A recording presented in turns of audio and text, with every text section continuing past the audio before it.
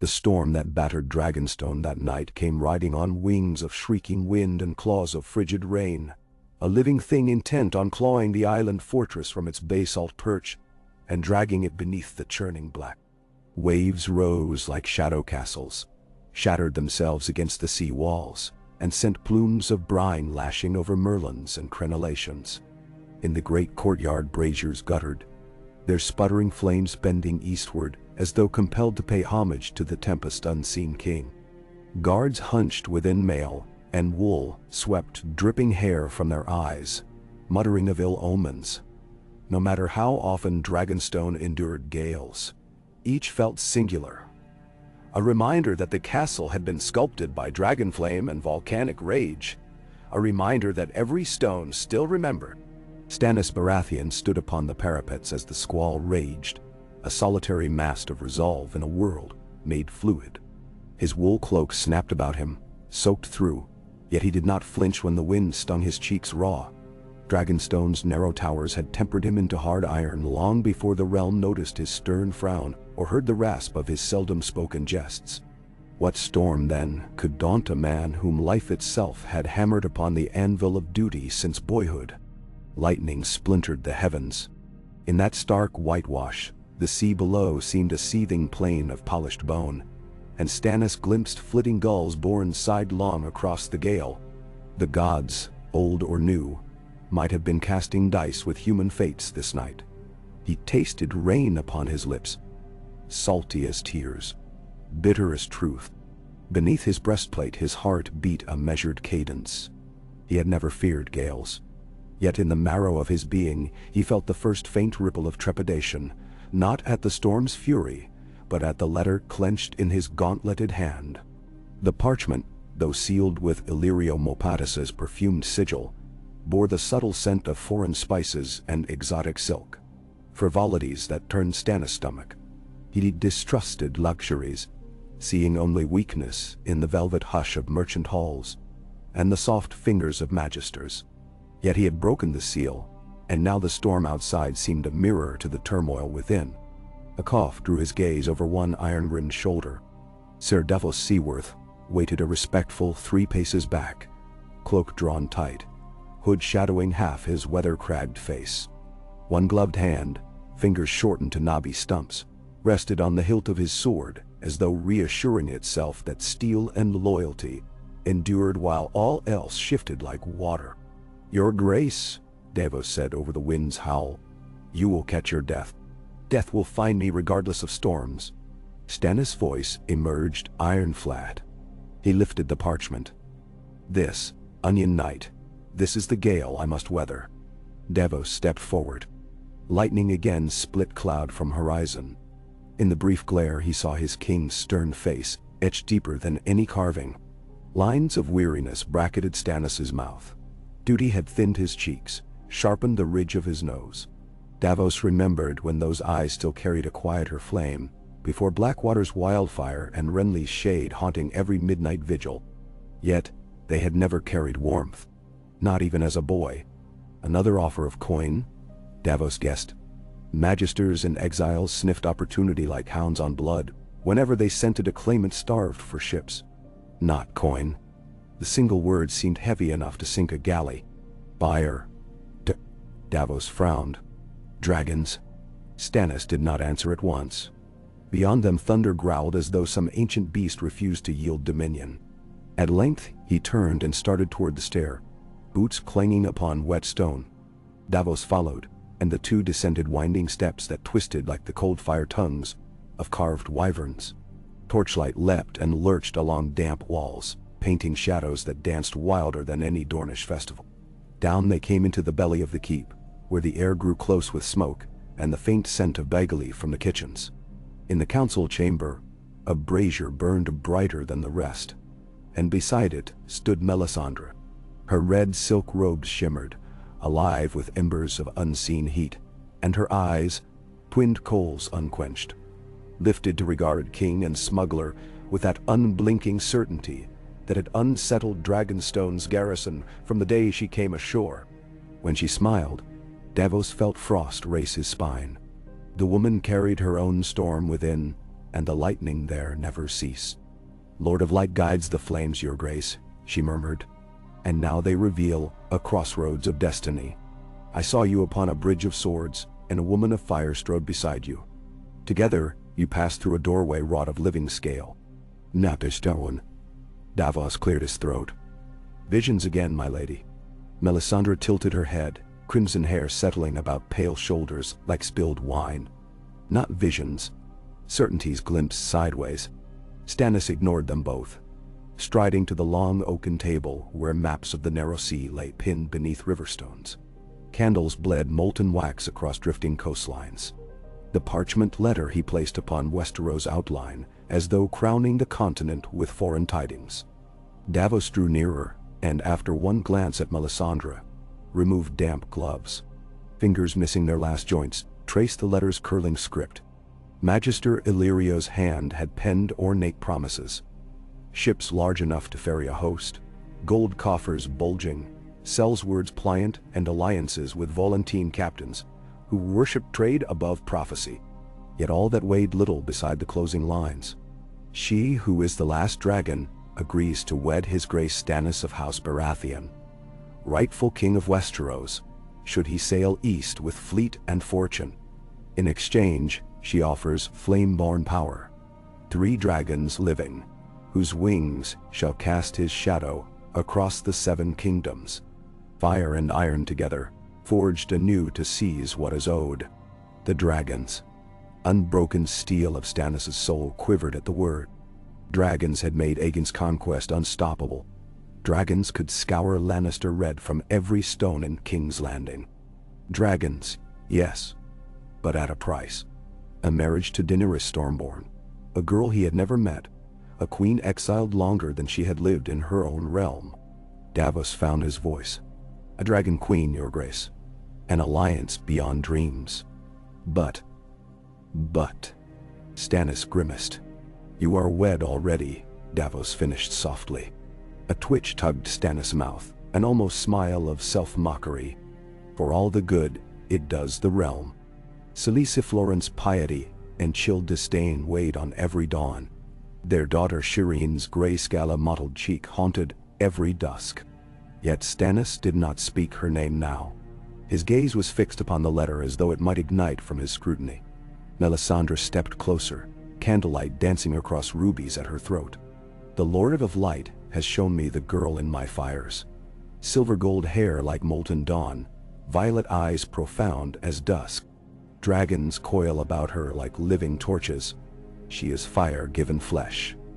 And her union with Azor Ahai reborn will temper the blade Lightbringer." Mebernisebar. Stannis' jaw clenched. He had grown accustomed to the Red Woman's titles, half embracing, half resisting them. Some nights he feared he had let her forge shackles from prophecy, yet he could not deny the strange paths she illuminated. The shadow assassin that slew Renly, the burning of storm's ends, gods that sapped a siege's will. Even the stubborn Baratheon mind must concede that Melisandre's flames wrought real consequence. Yet, a marriage annulment and new union. How? The faith of the 7 would howl against bigamy, though his claim scarcely rested on Septon blessings. And Shireen, though beloved, was no son, no heir able to avoid suspicion of Florent treachery. A dragon queen might birth heirs who commanded sky and earth alike. He imagined children half Baratheon stern, half Targaryen wildfire. Outside, thunder rolled once more. Stannis glanced toward the narrow window. "If I take her as queen, what of my banners?" The Stormlords remember the Targaryen scouring of Dorne and the burning of Summerhall. They bled under Dragonfire once. They bled under dragons 2 centuries gone, Melisandre countered. Some wounds scar the mind more than the flesh, but greater is the wound that Lannister lions inflict this very hour. Rapine and ruin beneath a false boy king's crown. Davos grimaced. "Your grace, many lords call you austere. Some will balk if you cast aside Lady Selyse. Others may fear to follow a Targaryen bride. Fear or no, they will kneel," Stannis said, iron rasp underlying each syllable. "They know I am rightful king, not Joffrey's spawn, nor Renly's dream of peacock revels. But kneeling and rushing headlong into Valyrian fire are separate matters. Melisandre's red gaze flicked between them. Dragons are not merely weapons, my king. They are portents. The flames show them as teeth of destiny. Bind them to your will, and the darkness that creeps from the north shall wither. I speak not of Lannisters alone, but of cold shadows that wear frost-tight crowns.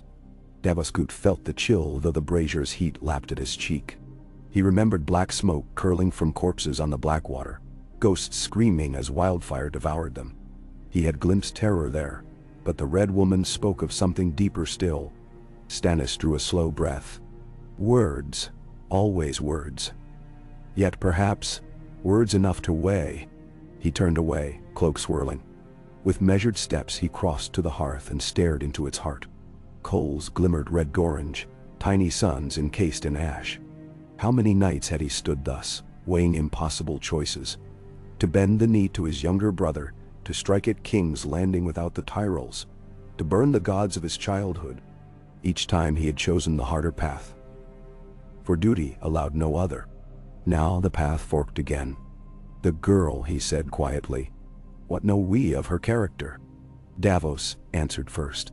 She freed slaves in Astapor, if the whispers are true, broke their chains, armed them, and took the city without mercy for the masters. Some say she crucified those who abused children. Naming? Melisandre's voice slipped like silk across stone. She is mercy and vengeance entwined. She commands devotion because she grants hope. The freed call her Missa, mother. They would follow her into Dragonflame willingly. Devotion earned by deeds, Stannis murmured. That I understand. He weighed the notion. A queen who inspired loyalty not by birth alone, but by acts of liberation. The realm he sought to win smoldered under decades of capricious Lannister rule. Might such a queen temper his own stern justice with the warmth common folk craved? Another gust rattled shuttered windows. Rain pattered like thrown pebbles. Stannis turned back, expression set. Davos. Summon Maester Pylos. Have him scour the archives for records of Targaryen marriages annulled or dissolved. I want every precedent before dawn. The Onion Knight bowed. 8 once, your grace. He hesitated. And if there are none, then we make our own precedent. Stannis turned to Melisandre. You, lady, speak with Selyse. Gauge her mind. No word of dragons yet. Tell her only that the crown demands sacrifice. Melisandre. Melisandre's lips curved. Sacrifice is the brick of ascendance. Davos suppressed a shiver. He knew well how the Red Priestess defined that word. Still, he dared not contest openly. Instead, he glanced again at the letter. 3 dragons. A marriage alliance. The iron will of his king wedded to fire-kissed might. Gods forgive him, but some part of him felt hope flicker in his chest. Thin as a single taper in night's maw, yet brighter than any he had dared since Blackwater's doom. Across the narrow sea, dawn wafted rose gold through shutters of pale teak in the Palazzo Illyrio loaned to his queen. Daenerys Targaryen stood before a balcony of carved marble, the robe about her slim frame caught by a warm breeze scented with saffron and crushed mint. Below, Pentoshi rooftops gleamed terracotta, and gulls wheeled above a harbor where dramans bobbed like slumbering beasts. Soon she would leave this city. She had left many behind. Vaes Dothrak, Karth's perfumed labyrinth, mere slavers' bays, and with every departure her dragons grew. Drogon lounged upon the sun-warmed tiles beside her. Black scales drank the morning, his crimson eyes half-lidded in satisfaction. His weight cracked one mosaic slab, yet the dragon cared not for mortal works. Rhaegal roosted on a lofted perch, wings rustling softly, while Viserion circled high above, white gold arcs against pastel sky. Watching them, Daenerys felt the hum of power sleeping beneath each heartbeat. Power, and the burden that rode upon it. Behind her footsteps sounded. Missandei of Neath. So light, she might have been part of the breeze. And Ser Jorah Mormont heavier with male and unspoken devotion. Daenerys did not turn. She recognized their approaches by rhythm alone. "My queen," Missandei said, voice soft as linen. "Magister Illyrio requests audience." He brings a raven scroll. The ink yet dries. Daenerys nodded. "Show him to the garden, tell him the morning is fine." Soon she faced Illyrio beneath an arbor of pomegranates. The Magister sweated despite dawn's mildness, rings glimmering upon sausage-thick fingers. He bowed low, scented oils wafting. Servants kept a discreet distance. But the unsullied at her back stood silent statues. Illyrio produced a scroll bound with wax, stag crowned by flaming heart. Daenerys felt a prickle at the sigil. Rumors from Westeros named Stannis Baratheon, a king in rebellion, brother to the late usurper Robert. Melisandre's followers wore fiery hearts. Tales claimed they burned men living to glimpse truth. Daenerys accepted the scroll nevertheless. She read quickly. Words flowed formal yet urgent, echoing her own long-held craving to reclaim the Iron Throne. But here, a twist. The proposal of marriage between dragon and stag. A forging of fire and iron. She reread the passage thrice. "Let our houses join, so that dragons take wing for a king just and unyielding, and Baratheon steel guard the Silver Queen. Together we shall strike down false lions and false boys and restore order." Her heart beat faster. An alliance across sea and centuries of bloodshed. A union with a stranger spoken of as stern and loyal beyond reason.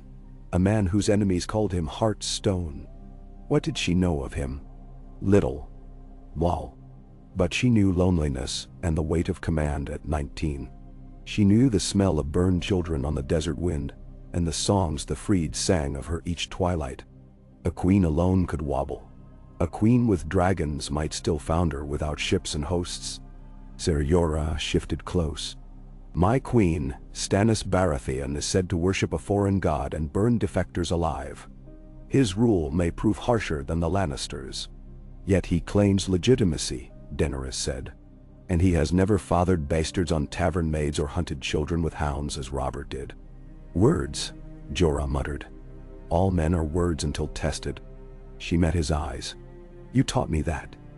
I was a frightened girl in Pentos. Words were all I possessed, yet words guided me through fire."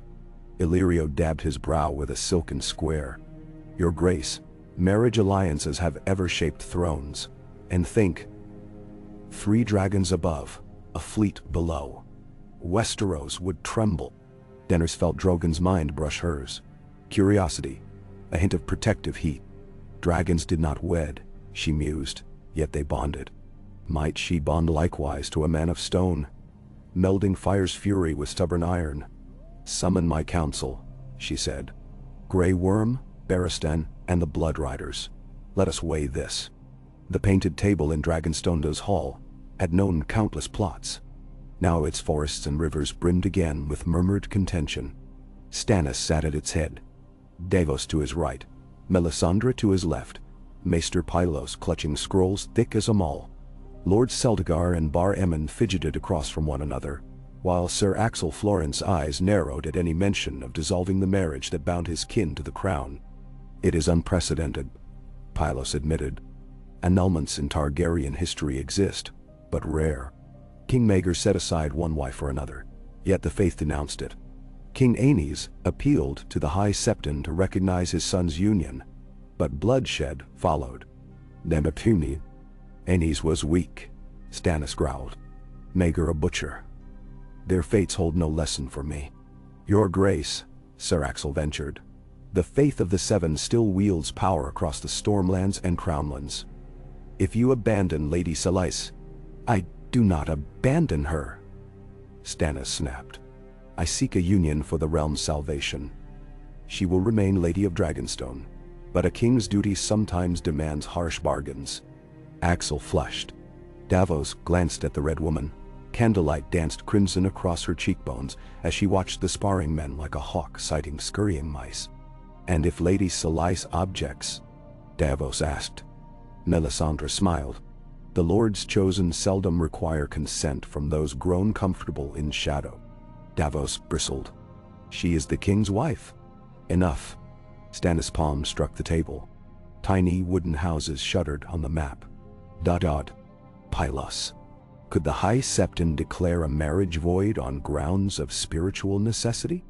In theory, the maester said, voice thin. If presented proof of consummation being impossible, or sin unatoned, but less so for a union of years. Then we appeal beyond the faith, Melisandre said. The God who forged light and shadow outranks petty septons.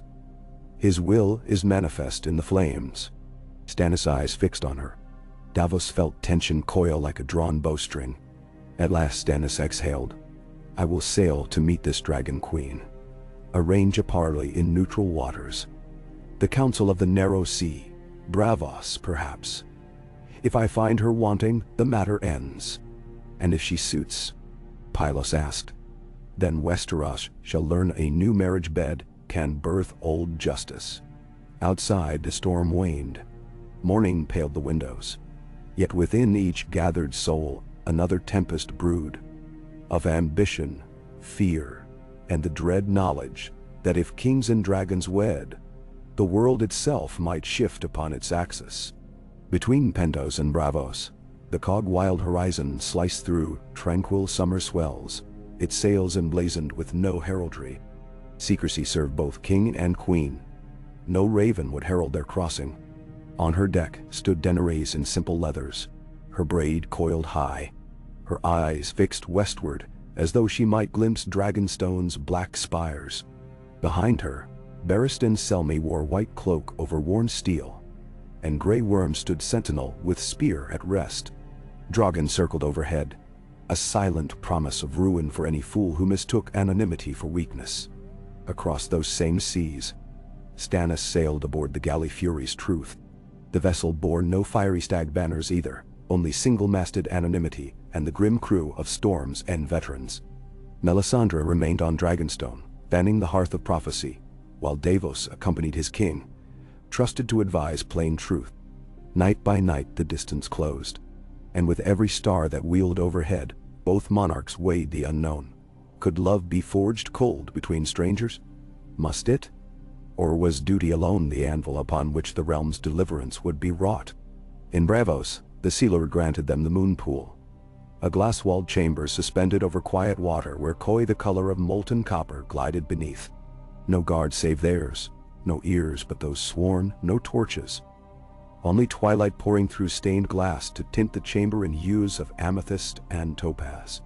Daenerys entered first, Barristan and Missandei flanking her. Her pulse thrummed war drum quick. She told herself to breathe. She had crossed endless desert and seen cities fall. Yet the moment held the electric tension of a first step onto a tightrope strung above an abyss.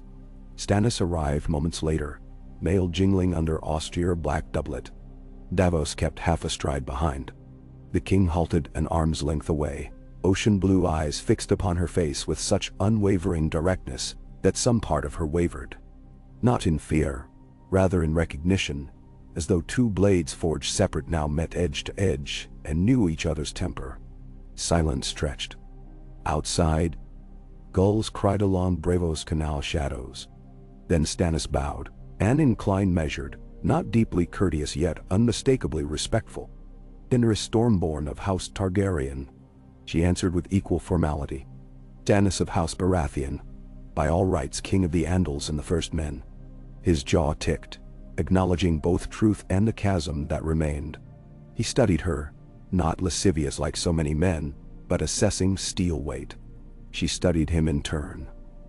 Lines of exhaustion etched around eyes that nonetheless held glacier clarity. A mouth that seemed unused to smiling but shaped words with precision. Shoulders bearing armor like destiny become manifest. Stannis spoke first. I will waste no time. I require dragons. You require ships and foot. A marriage binds our fates and lends each legitimacy. Yet I will not wed a stranger whose values conflict mine. Tell me why I should trust you with the realm's future. None. Daenerys felt a flicker of quick anger. He presumed to question her motives. Yet anger cooled as she recalled his reputation. Stern justice, unflinching. Better frankness than honeyed lies. So she answered in kind. I bled in the Red Waste for those who believed in me. I broke chains in Slaver's Bay. My children burned those who raped and sold innocents. I am not merciful to the cruel, but I will cross salt and smoke to shield the weak. Westeros groans beneath Lannister greed. You seek justice. So do I. Now, Stannis inclined his head slightly. Justice must be blind to sentiment. I know, she said softly. My brother Viserys learned that. Memories flashed. Golden crown, molten death. But justice without mercy becomes tyranny. We would temper each other. He considered that. Davos shifted. Daenerys noted how the smuggler's gray eyes warmed toward her words. That small approval mattered. Trusted men often guided kings more than thrones did. What of your dragons? Stannis asked. Will they obey commands not yours? They know my mind, she admitted. But they learn through bond. If we bond through trust, they will see you as I do. Trust earned, not gifted, he said. She allowed a faint smile. Then let us begin earning. Stannis' eyes flicked to her hands. No rings, only callus from sword drills and reins. At last he extended his own. She placed her hand in his. Heat flared where flesh met. He was warm from the sail. She cool from marble halls, but the contact forged something new, brittle bright. I will wed you, he said, if loyalty is mutual and purpose shared. I will wed you, she echoed, if the Iron Throne will seat mercy beside law. They released hands slowly. The agreement existed now in air heavier than lead. Yet nothing of dragons or thrones felt resolved. Rather, the world inhaled, preparing for a conflagration neither crowned head yet fathomed.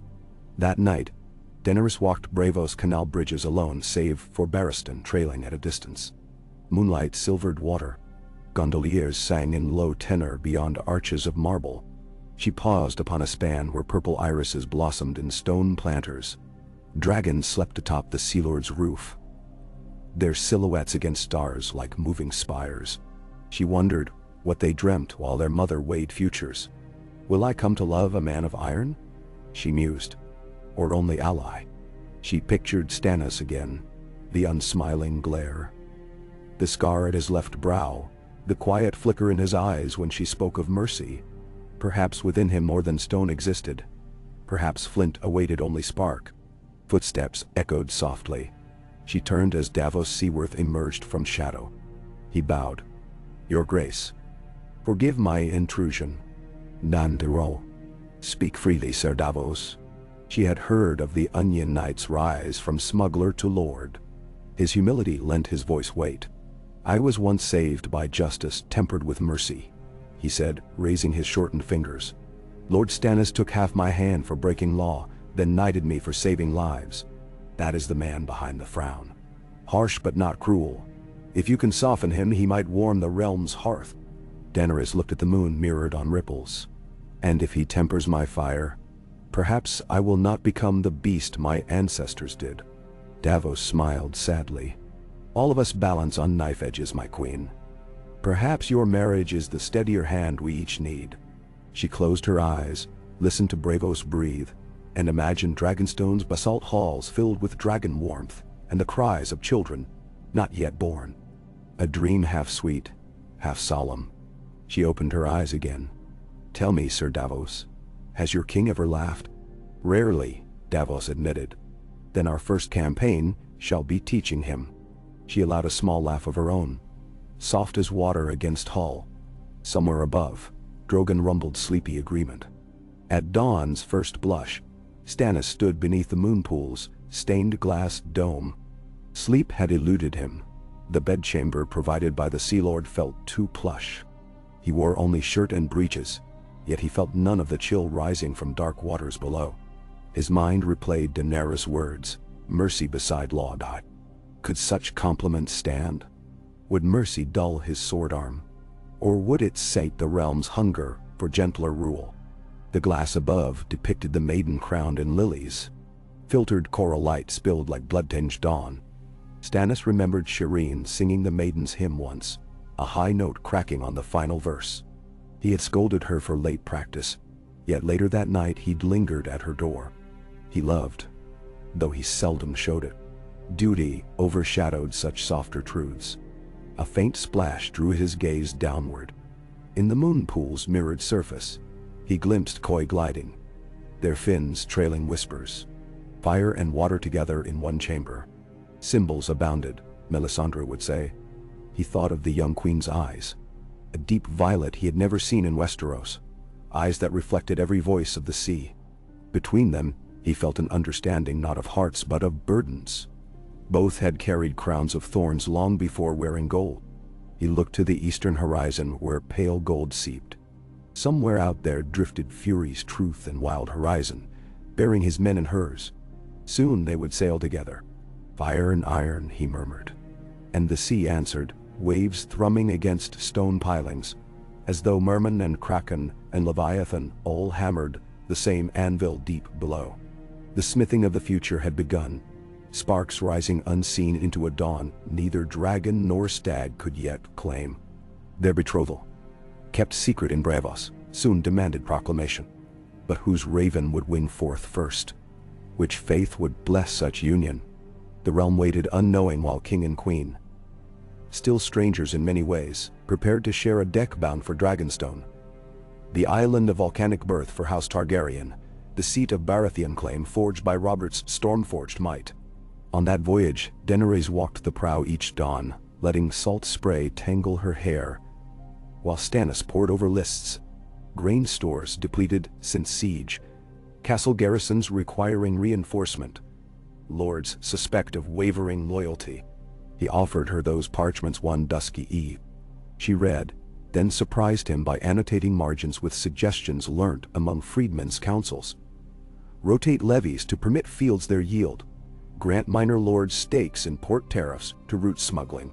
Stannis blinked at her delicate script, realizing he had found not mere symbol but strategist.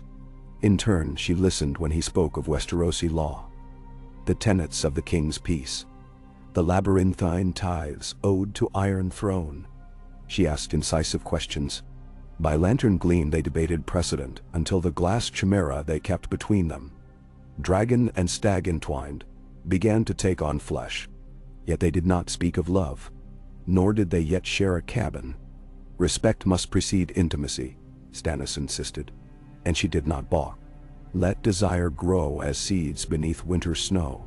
One night, thunderless yet restless, Daenerys descended to the hold where Fury's truth kept barrels of black powder and rare wildfire, salvaged from some captured Lannister ship. She found Stannis there, lantern raised as he studied sigil-etched crates. She asked what he intended for such perilous flame. He answered, tools for siege. But I would rather dragons scorch stone than wildfire consume innocence. At that, she stepped close. Then command my children wisely. They obey rage only when rage is all they feel. A measured mind ensures measured flame. Their shoulders nearly touched. Lantern light gleamed upon the scar along his brow. She imagined tracing it with fingertip, learning the story of each inch. Instead, she lifted the lantern higher, illuminating the empty air between them.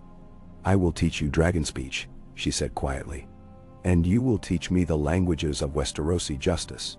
His mouth quirked, barely a smile, yet alive. A fair trade. They sighted Dragonstone's tower spires at dawn. Black against a rose-gold sky, smoke curled from the volcano's heart, framing the island like a crown of ghostly serpents. Dragons shrieked overhead, folding vast wings to dive along the surf. Sailors gasped as his shadow flooded the deck. As they moored, drums thundered along the docks. Soldiers formed ranks. Melisandre waited, flamed robes unfurling in morning breeze. Silisi stood beside her, face pinched and pale as parchment. Shireen peeked shyly from behind mother's skirts. Stannis paused at the gangplank. Some first test, he muttered. Half to Daenerys, half to himself. Family often is, she replied. Let us brave it together. He offered his arm. She took it. Thus they descended to Stone Quay, dragons overhead, unsullied and stormlords merging in cautious array. The realm witnessed a marriage not yet made, a future not yet forged, yet already the air smelled different. charged like sky before a lightning strike. Melisandre's eyes reflected that storm-coming gleam. Azor Ahai returns with fire made flesh, she declared, voice carrying across gathered ranks. But Stannis said only, "My lady, this is Daenerys of House Targaryen. Treat her with honor. She is our ally, and before long, our queen." Selysa's mouth tightened, yet she dipped a curtsy. Shireen smiled shyly at Daenerys, who knelt to meet the girl's gaze. "I have heard tales of your courage," the Dragon Queen whispered. "Perhaps you will show me the library." Shireen's eyes lit, grayscale cheek dimpling. "There are many books." "My Lord Father says knowledge is a sword one sharpens endlessly." Daenerys glanced at Stannis. "A wise creed," he grunted. But Daenerys thought she saw warmth in his eyes as he watched his daughter. In that moment she understood. Behind the iron of duty beat a father's heart. She resolved then not only to marry Stannis for thrones or dragons, but to know him intimately for what he might become beside her. The drums ceased. Wind carried the surf's hush. Dragons circled spires, bellies aglow in sunlight. Upon the quay man and woman stood joined, not yet wed, but already the world shifted, as though sensing the axis had tilted. Perhaps, Daenerys thought, 5 hours would not suffice to tell all that must follow. Yet every saga begins somewhere, upon a storm-lashed parapet, within a moon-drenched council, or on a quay where fire and iron first touch. And in the hush before the next breath, destiny held its breath with them, eager to see what song the hammer might play upon the new-forged world. Aka. The wind off the narrow sea tasted of salt and promise as Daenerys Targaryen stood on Dragonstone's highest terrace, dawn's faint glow brushing the horizon. Below her, the ancient fortress, carved in ages past into the shapes of writhing dragons, seemed to exhale smoke from every cold black spire. Waves crashed against the cliffs in steady cadence, and gulls cried overhead like heralds of half-remembered prophecy. Behind her silent footfalls approached. She knew them now, the measured march of Stannis Baratheon. He halted beside her, gauntleted hands resting on the stone balustrade slick with morning dew. Neither spoke for a time. The meeting of dawn and sea unfolded before them in slow-burning splendor, the water turning from iron to quicksilver to rose gold. Together they watched sails ghost upon the horizon, a handful of returning galleys bearing fresh stores from the stepstones. Davos had taken command of those logistics, and already the docks below stirred with lanterns and rope crews despite the early hour. Stannis finally broke the quiet, voice pitched low so as not to wake the fortress still slumbering behind them. "Fury's truth needs careening, and a new rudder pin. We lost 3 splinters passing the gullet." "I'll send my carpenters," Daenerys replied, matching his tone. "They've rebuilt half the fleet of Slaver's Bay. A single pin will not daunt them." He nodded. The moment lingered, weight balanced between practicalities and something softer that neither had yet named. When his eyes turned from the sea to her profile, she felt their gravity like a physical thing, but he said only, "We hold council at mid-morning. The lords of the narrow sea approach, and Lady Selyse." Daenerys inclined her head. "I will stand beside you." She glanced sideways at him, saw a faint tension in the set of his mouth. "Do you regret my coming?" Regret was not a word Stannis wore easily. His brow furrowed. "Regret? No. I regret only delay. Lannisters grow bold behind city walls, while we fashion alliances. Yet alliances must be forged or iron shatters." She touched the balustrade, imagining her fingers brushing dragon scale. "Then let us temper iron with fire swiftly." A faint crease around his stern mouth eased. Swiftly, but not rashly. He looked to the east again. "Dragons are wind and flame. Iron is slow to heat." She smiled almost playfully. "You have yet to see Drogon in full flight. There is little slow about dragon fire. Show me then." She blinked. "Now?" "Now." A challenge lurked beneath the single word, but also curiosity, perhaps even eagerness, though Stannis would never name it so. "Very well."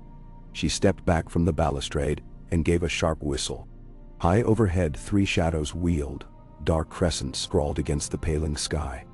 Drogon's answering roar sent ravens flapping from their perches along the rookery tower.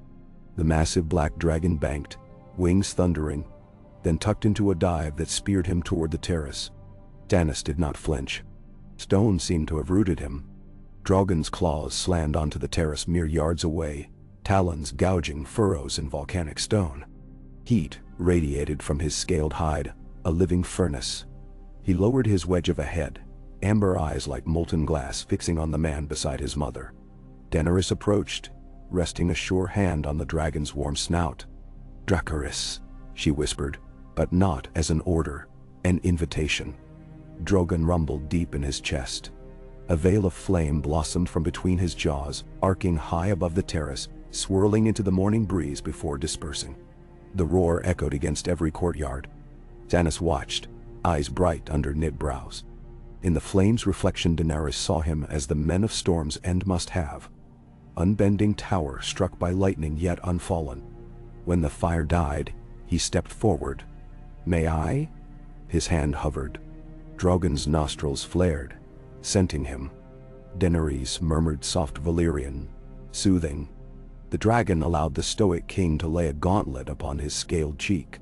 Stannis' breath left him in a slow exhale, and in that moment she glimpsed wonder, pure and unguarded, settling into the lines of a face long carved by care. "Hot as a forge," he murmured, "and as loyal, if wielded wisely." He withdrew his hand. "We'll want Stormlanders to see this." He turned away then, cloak snapping, and strode back toward the tower stair. Over one shoulder he added, "Bring him to the courtyard at midday.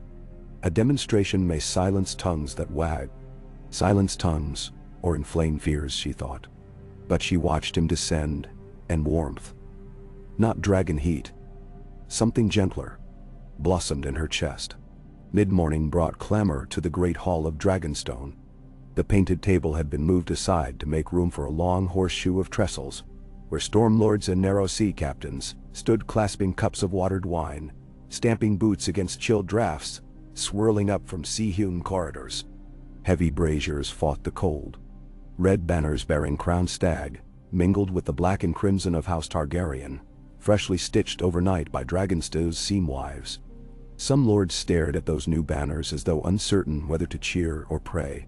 Sir Courtney Penrose spoke in low urgency to Lord Estremont, while Saladhor Saan, in lush Myrish silks, told some off-color joke that set only his own laughter booming under the stone arches. Sir Axel Florent glowered from a shadowed alcove, jaw clenched so tight his whiskers quivered. Melisandre stood beside him, eyes half-lidded in meditation, as if harvesting the room's conflicting hum for some deeper melody. Then trumpets sounded. The doors swung wide. Stannis entered first, armored in dulled steel, chased with pale gold. Neither ostentatious Tyrell green nor Lannister crimson, but the austere metal of plain purpose. On his brow rested a simple circlet of iron forged from the chains of a captured war galley. Sparks of red garnet winked at its peaks. At his right strode Sir Davos, cloak of grey wool pinned with a tin brooch shaped like a ship. To Stannis' left walked Shireen, by his command, though Lady Khaleesi still fretted over the girl's safety. The child's eyes widened at the crowd but held steady. And behind them came Daenerys. She wore not silks of Qarth, nor the savage leathers of Dothraki plains, but a gown of storm-blue wool lined with silver thread that caught torchlight like frost. Twilight and dawn intertwined.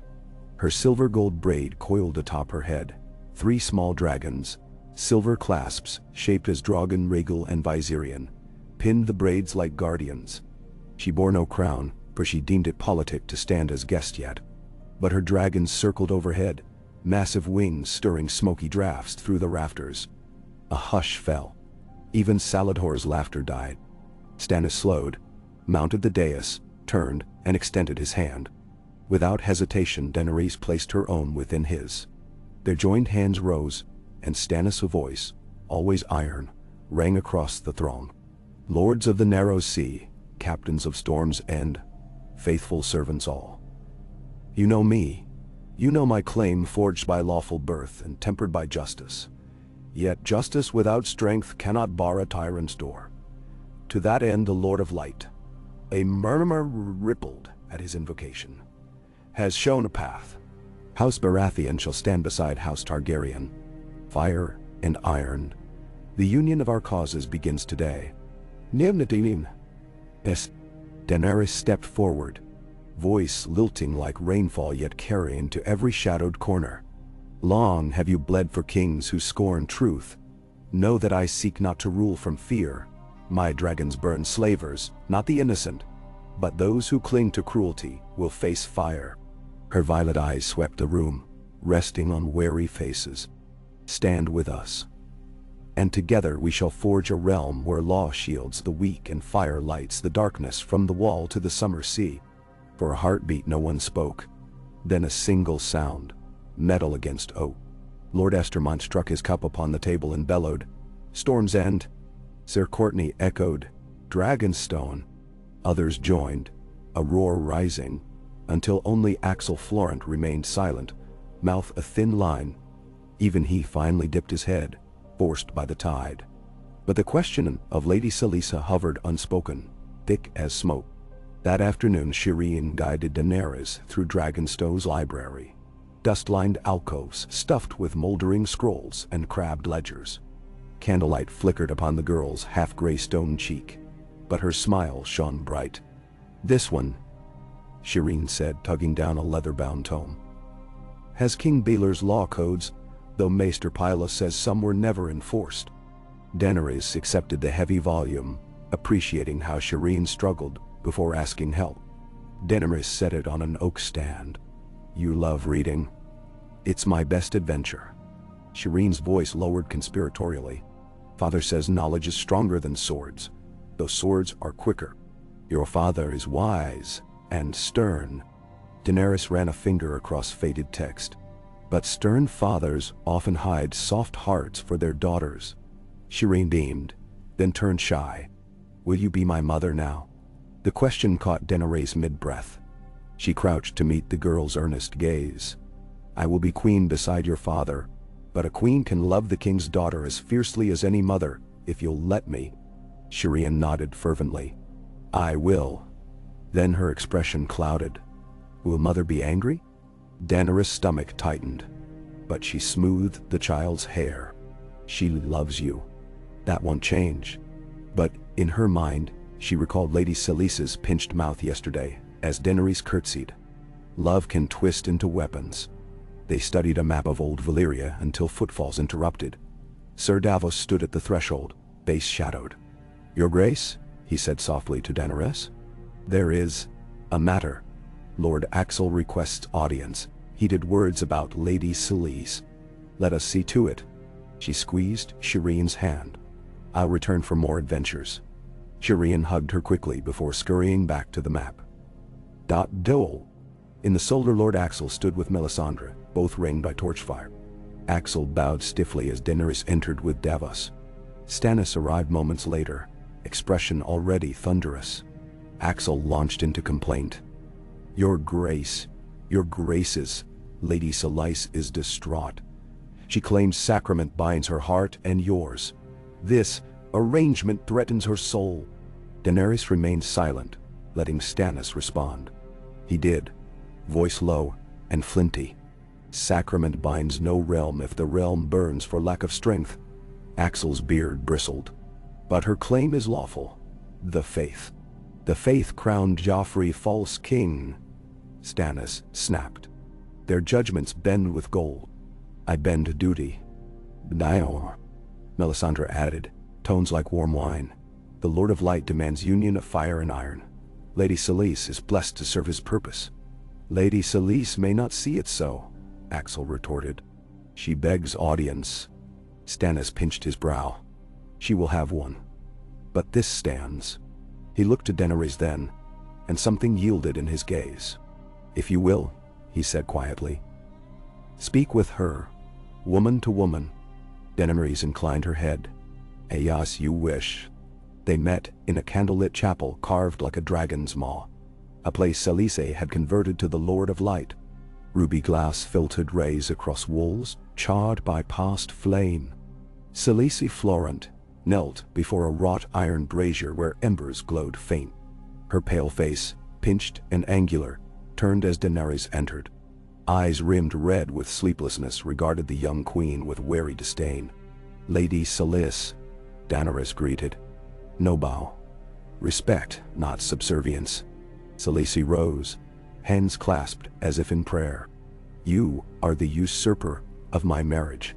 "I seek to save Westeros," Daenerys replied. "Not to steal affection." She chose words carefully. "Your husband believes our union will secure the throne for Shireen's children someday." Khaleesi's lips trembled. "My daughter bears grayscale.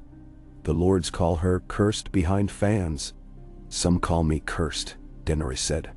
"Born on Dragonstone in a storm, exiled younger than Shireen. Yet curses can become crowns." Khaleesi studied her, expression softening. "Hard to say.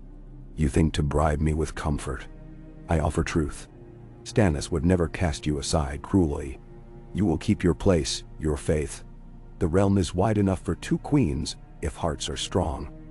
Dan. Silence, punctuated by ember pops. Then Khaleesi exhaled. "I have prayed for his victory. If this is the Lord's will, who am I to resist?" But tears glistened as she turned back to the brazier. "Yet a wife's heart is folly." Daenerys approached, gently took Khaleesi's hands, cool and trembling. "A wife's heart can yet guide a kingdom. Stand with us. Be a mother to Shireen, and foster mother to the realm we make." For long moments, Khaleesi did not move. When she finally squeezed Daenerys' fingers in hesitant accord, a small weight seemed to lift. Days stretched into weeks. Civilities turned to routines. Stannis rose before first light, drilling with his foot guards in the yard. Daenerys joined him with Barristan Selmy, her white knight sparring with the Stormlords in modest contests of skill. Soldiers who once scoffed at a girl queen found themselves sweat-drenched under Barristan's tutelage, grudging respect growing like seed in stony soil. In turn, Stannis accepted lessons beside the dragon's muse carved into the cliffside. Daenerys taught him the Valyrian phrases that calmed each worm. Drogon demanded firm authority, Rhaegal a gentler murmur, Viserion playful cadence. Stannis' tongue struggled with guttural consonants, but perseverance moved mountains. When finally Drogon permitted him to stroke beneath an eye ridge without growl, raucous cheers erupted from assembled knights. Melisandre watched all from the ramparts, her rubies pulsing more magnetically each sunset. Sometimes Daenerys felt the Red Woman's gaze prick like hot needles on her skin, and wondered what those ruby depths foresaw. Barristan reported raven whispers. Tywin Lannister had moved crossbowmen to the Stormlands marches, expecting Stannis landing. Cersei fortified King's Landing's river chain anew. Rumors spread of sellsword hosts in the Reach rallying behind Mace Tyrell. Time grew tight. At night, Stannis and Daenerys pored over maps by candlelight, painted table once more central. They argued route. Strike Storm's End. Rally poor lords starved by the war. Sail straight for Blackwater in shock assault. Daenerys pressed to liberate small folk first. Build love. Stannis insisted speed. Hesitation costs lives. Every hour they debated. Their sentences became smoother intersections, rather than collisions. By the season's turn they finished each other's strategies and sentences in equal measure. Some nights, when talk faded, they found themselves alone in the map room, flame dancing along contours of valleys and ridgelines. On one such night, rain lashed windows. Thunder boomed. Stannis looked up from the parchment, eyes glinting, and simply asked, "Do you fear lightning?" She smiled. "No, I was born in lightning's scream." He pushed back the chair, crossed to her. The lantern swayed as wind crept through arrow slits.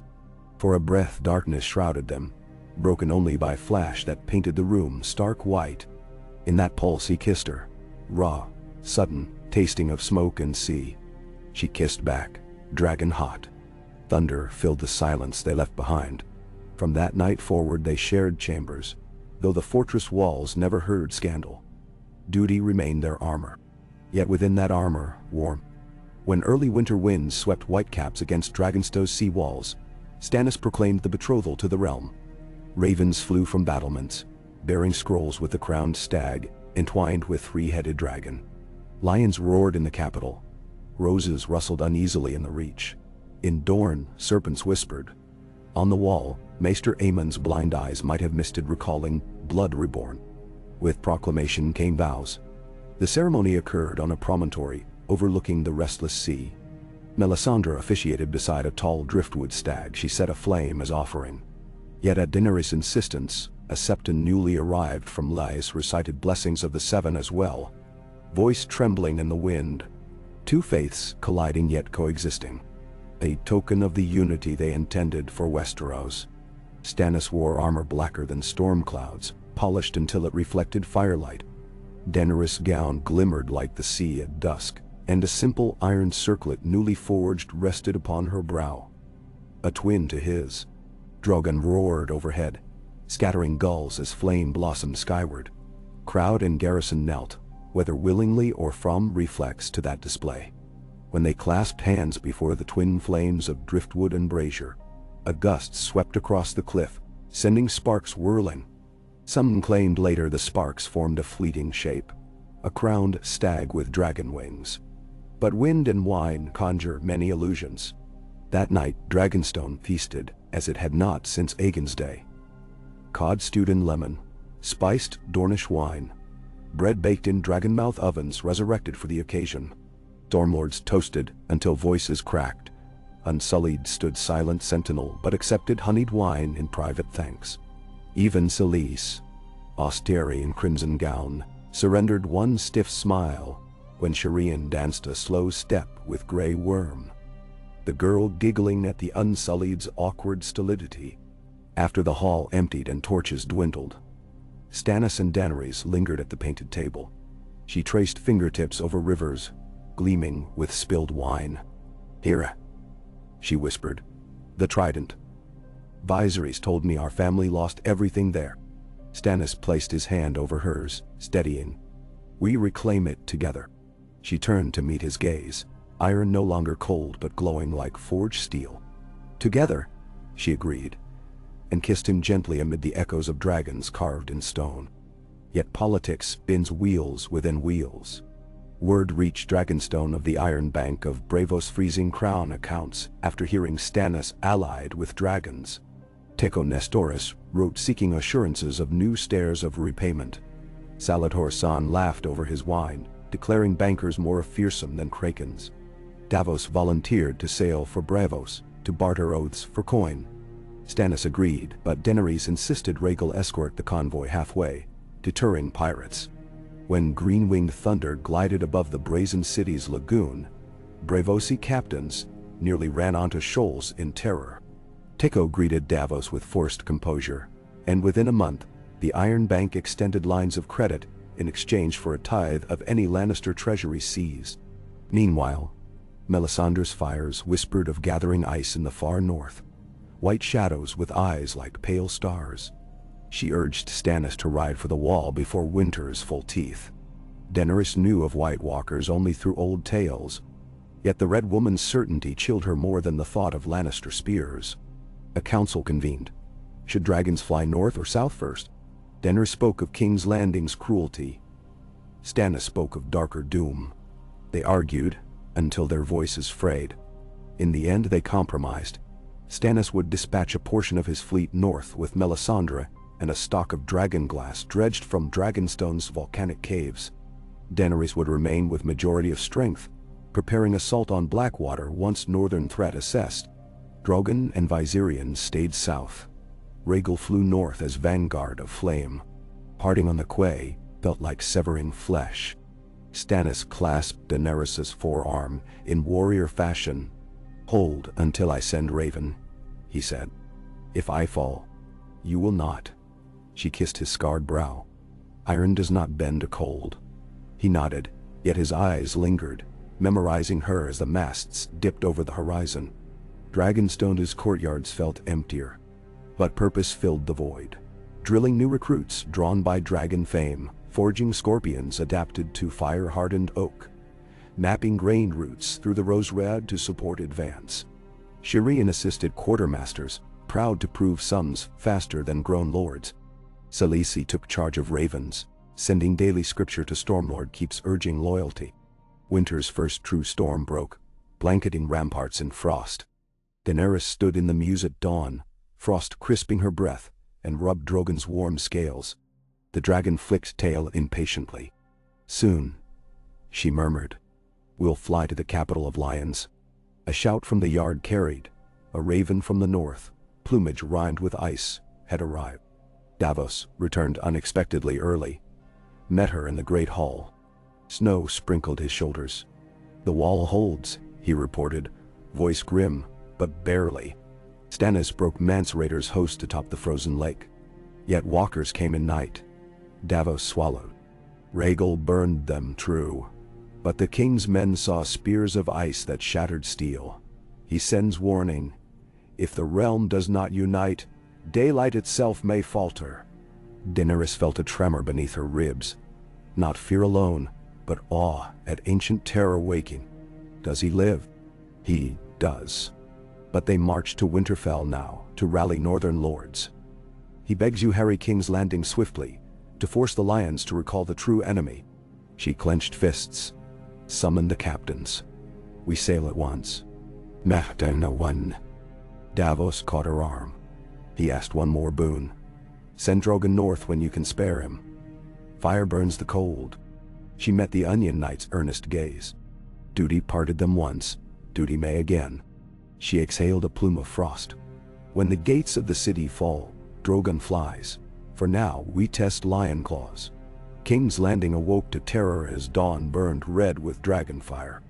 Daenerys' fleet, reinforced by Sel Carax, sporting Baratheon stag above dragon, slipped up the Blackwater under cover of pre-dawn mist.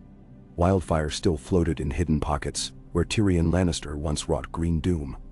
Salator's nimble skiffs, guided by Davos charts, skirted those shoals. The royal chain raised across the river, found itself severed by Valyrian fire. Drogon's first breath scoring it half molten, even as alarm bells rang from the harborside towers.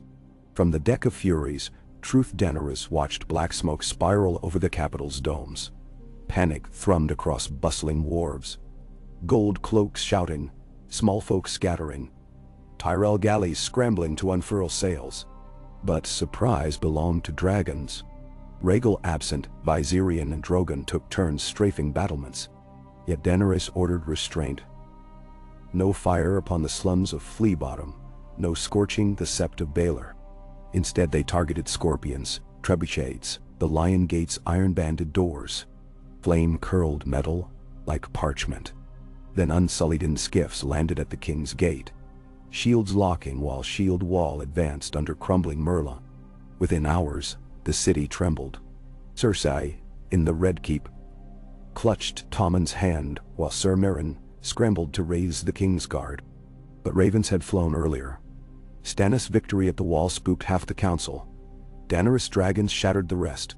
Tyrell men began to question loyalty. Davos smuggler brothers among the docks whispered that justice, not plunder, would spare them. At midday, Daenerys herself rode Drogon over the city, passing low above the great sept where bells still hung silent. She saw small folk falling to knees, hands raised not in terror but wonder. She banked toward the Red Keep. Viserion, lesser in bulk, but swift as winter gale, curled around the Tower of the Hand, shrieking. Cersei's banners flapped, golden lions reflecting dragon flame. For a moment Daenerys dangled over the throne that had haunted her dreams from desert to far sea. Down those towers her ancestors once perched on Balerian's shoulders. She landed Drogon upon the outer bailey. Dust erupted. Gold cloaks hesitant. Too late they raised bows. Dragon fear turned their arms weak. Daenerys dismounted, Barristan and Grey Worm at her back. She strode to the gatehouse, where a trembling captain awaited surrender terms. With voice steady, she declared, "Open the gates, lay down arms, and the Mother of Dragons will show mercy. Resist, and you face fire." Her eyes, enchanted amethyst, met each soldier's. One by one swords fell to cobblestones. The city gates swung. Unsullied, advanced in silent phalanx, escorted by Stormlord banners. Within the Red Keep's throne room, Cersei Lannister stood before the Iron Throne, crown perched above cold eyes. Beside her perched young King Tommen, blanched. Ser Kevan and pyromancers huddled, whispering of caches beneath the septi. Daenerys entered alone, except for Barristan. She remembered tales of Maegor's cruelty here, of Aerys's last bloody days. She invoked none. Her gaze upon boy, King softened. Tommen Baratheon, she said gently, though all knew his blood was lion red. I claim this throne by right and by alliance with King Stannis, first of your name's true kinsman. I bear no quarrel with a child. Stand aside, and you will keep life and honor in the lands of your mother's choosing. Tommen's lower lip quivered. Cersei stepped forward, face a mask of pride. You think to shame us with mercy. She spit. I'll see this city burn before a dragonfall rules. Daenerys' voice cooled. You mistake me. Burn the city, and I bury your house under its ashes. Surrender, and your son lives a prince in peace. Silence. Heavy. Barristan's hand hovered near sword hilt, torn between duty to Dragon Queen and memory of serving this very hall under old kings. Then footsteps, hurried, echoed up the throne room. Maester Pycelle, robes askew, panting. Behind him, a one-armed man, Jaime Lannister, golden hair lank with sweat from forced march. He pushed past Pycelle, eyes locked on Cersei. Sister, he rasped, enough. I've seen what fire does, at Harrenhal, at the Sept. Open your eyes. He turned to Daenerys. Golden glare, measuring. Promise her safety, and she'll yield. Daenerys weighed. She nodded once. The Queen Regent may depart to Casterly Rock, escorted with full honors. Tommen shall remain fostered at Dragonstone until realm is settled. No harm will come to him. Cersei's eyes glittered hate, but Jaime's quiet plea broke a dam. Crown slipped from her fingers, clanging upon stone. Tears cut lines through rouge. She gathered Tommen against her breast and whispered in his ear. The child nodded, gaze fixed on Drogon beyond shattered windows. Thus the last lion surrendered. 3 days later, ravens reached Winterfell. King's Landing had fallen. Stannis, camped amid driving snow outside dread Umber-held moat, read Daenerys' message beneath his war tent's flickering lamps. His grizzled bannerman waited, breath clouding. When he looked up, a rare smile etched ice from his beard. King's Landing is ours, he announced. Cheers broke. Spears thumped frozen earth. He turned to Melisandre, her red cloak flaring in chill wind from tent flap. Send word south. Summon Drogon to the wall. We bring fire to meet ice. Melisandre's rubies glowed. The final forge awaits. Stannis stepped outside, snow swirling. Rhaegal, tethered near clearing, lifted emerald head, eyes luminescent in aurora. Stannis stroked hot scales. Soon, old friend, he murmured. Your brother comes, and with him my queen. He gazed north where white winds roared beyond tree line, as if giants exhaled. Somewhere in that gloom, legions of silent dead shuffled, drawn by the living's warmth. Yet the living would not cower.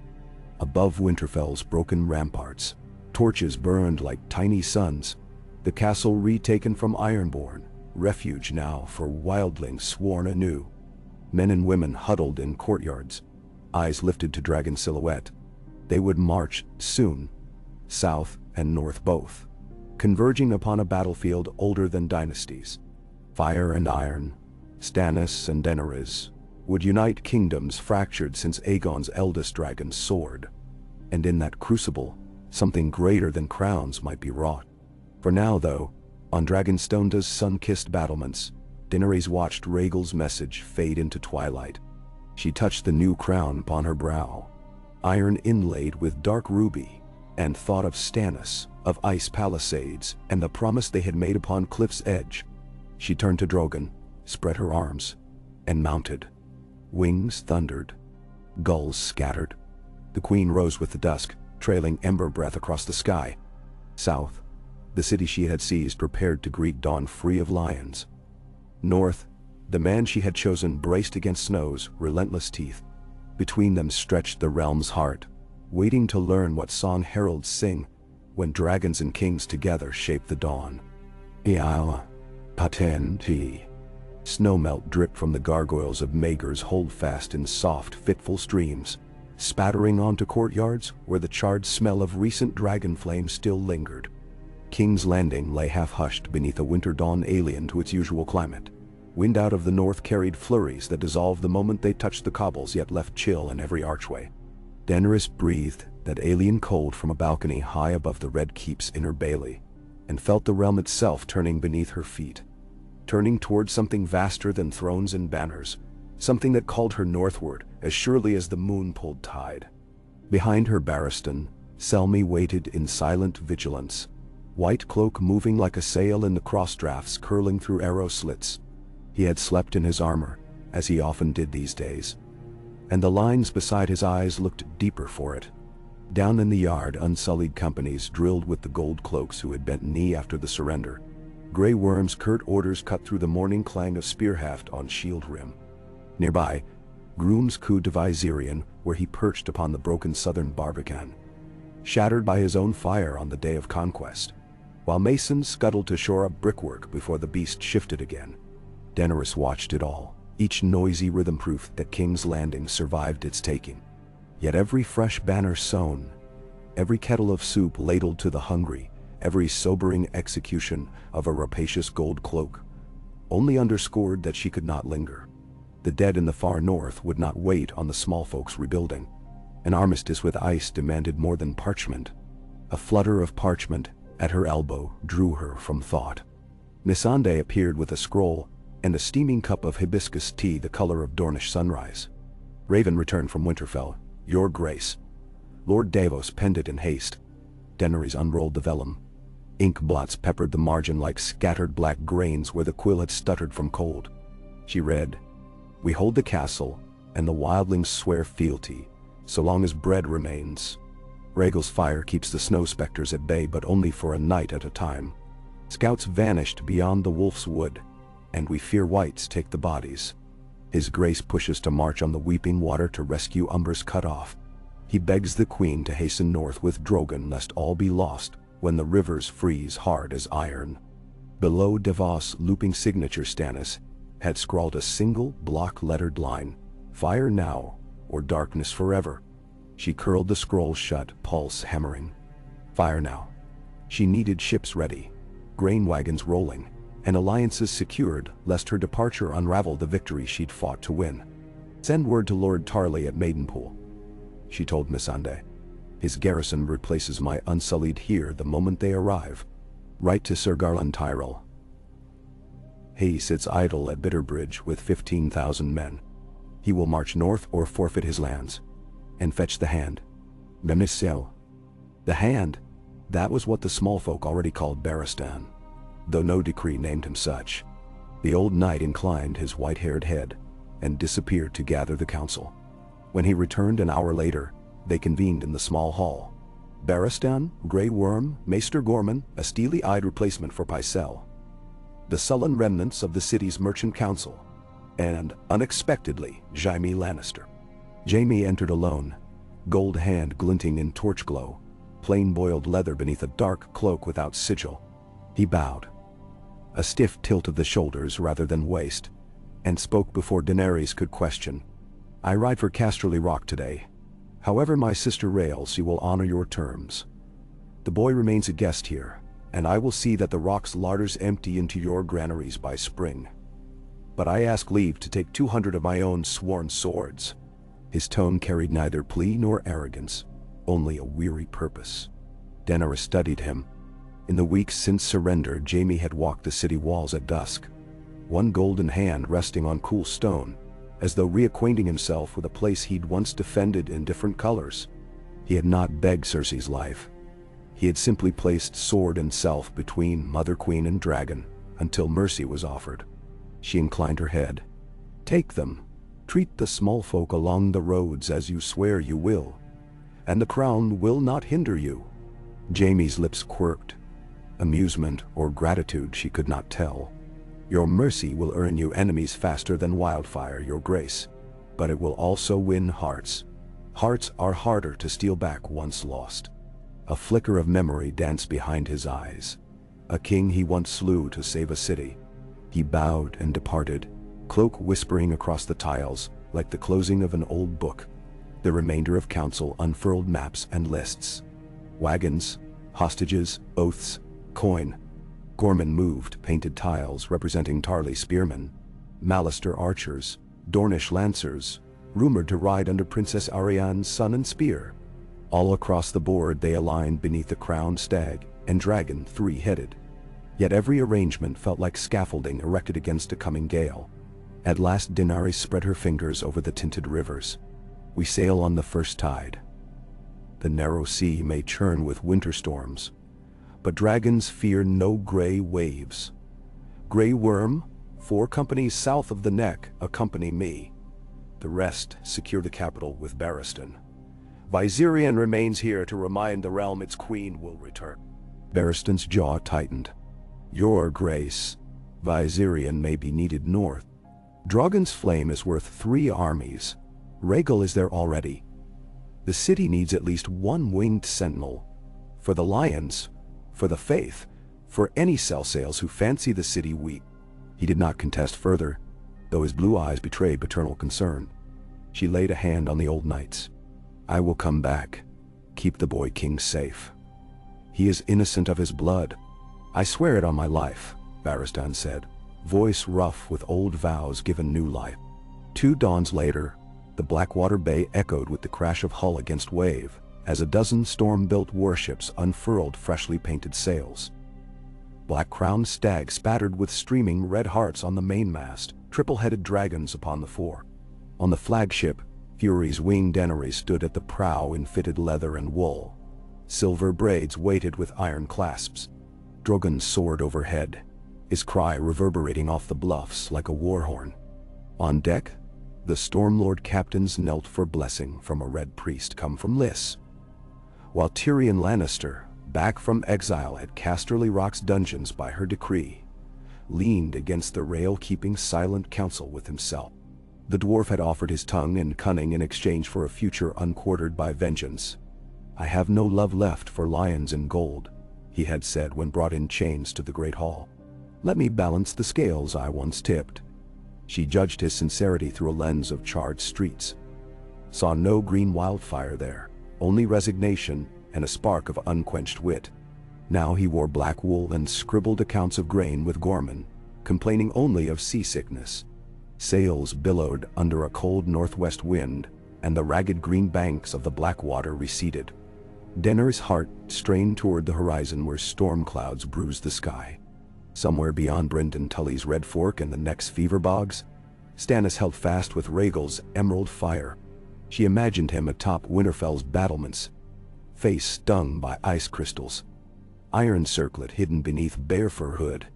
She felt his absence as one might a phantom limb. The ache constant reminder of shared purpose. Winterfell stood reborn in snow. Pale banners depicting direwolf and stag hung side by side upon the freshly mortared gatehouse. Rhaegal's lair, if one could call a broken tower lair, spewed steam as the green dragon dozed coiled against cracked granite. The small folk within had ceased bowing each time the dragon stirred. Necessity breeds familiarity, and warmth radiating from Rhaegal's scutes kept courtyards ice-free. Inside the great hall, fires roared high enough to blacken the timbered ceiling. In their glow sat kings and freefolk and northern lords once at sword point with each other. Stannis occupied the dais where Stark High Seat once stood, wooden throne carved like a pair of running direwolves. He wore heavy black furs patched with leather.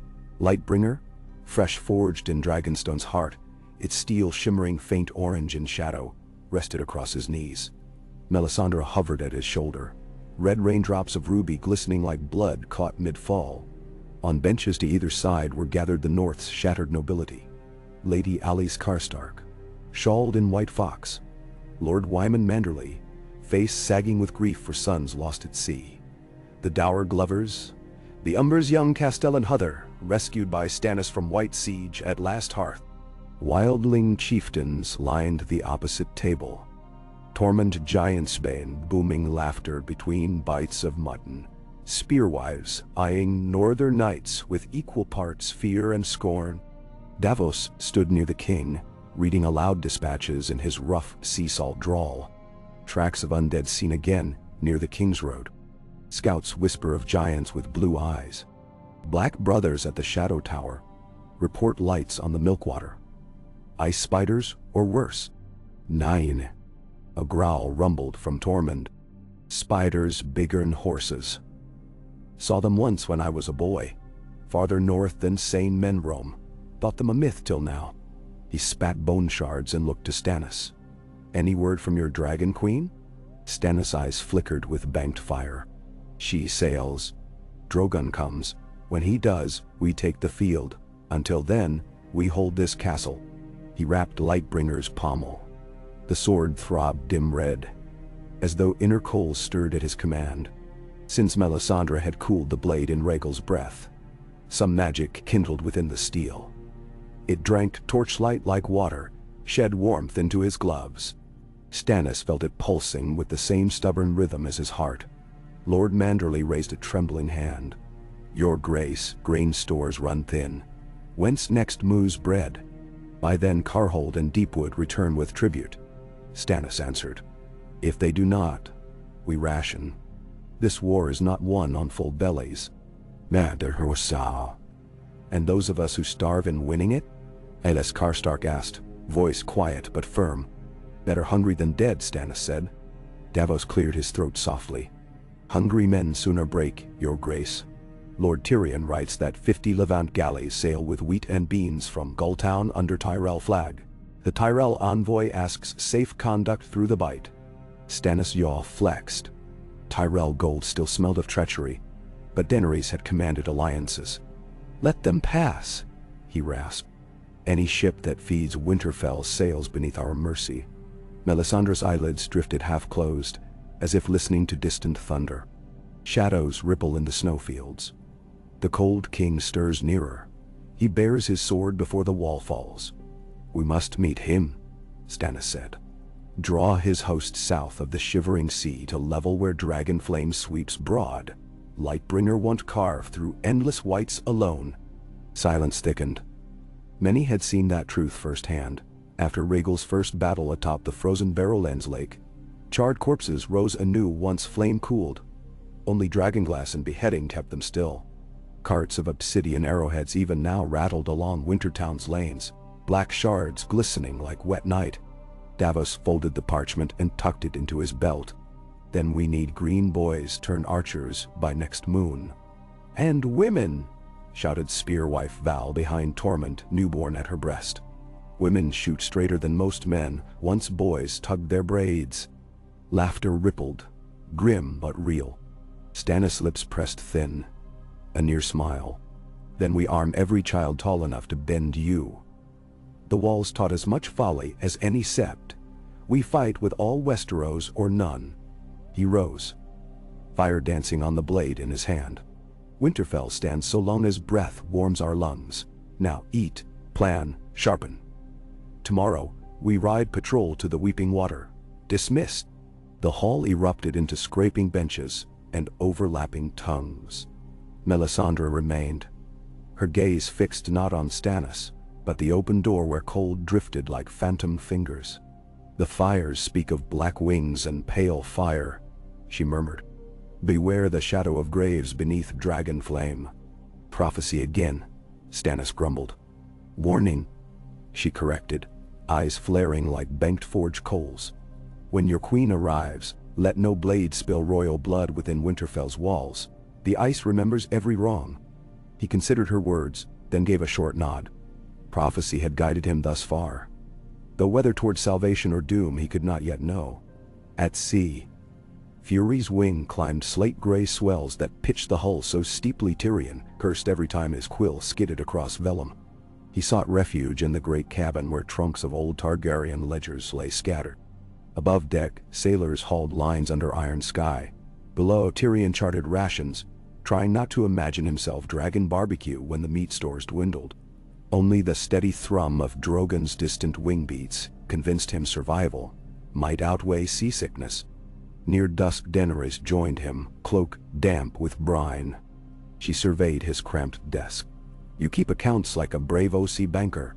"I drank with half of them once," Tyrion quipped, wiping ink from his thumb. "Bankers drink more than sailors, you'd be surprised. But these figures will sober anyone. Half the turnips rotted weeks ago, barley weevilled. At this rate, Winterfell will chew leather before spring." "Then we seize the granaries at White Harbor en route," Daenerys said. "Lord Manderley will not deny my crown." Tyrion arched a brow. "He may welcome you, if you arrive before the dead reach him. Those harbors choke with ice come deep winter. Dragons melt ice." Her eyes glinted. He studied her. The set of her jaw as unyielding as any Baratheon he'd known. "You sound increasingly like your betrothed. And he, I hope, like me." She turned toward the latticed stern windows, where the sea's dark plain stretched endlessly. "Tell me true, Lord Tyrion, are you with me?"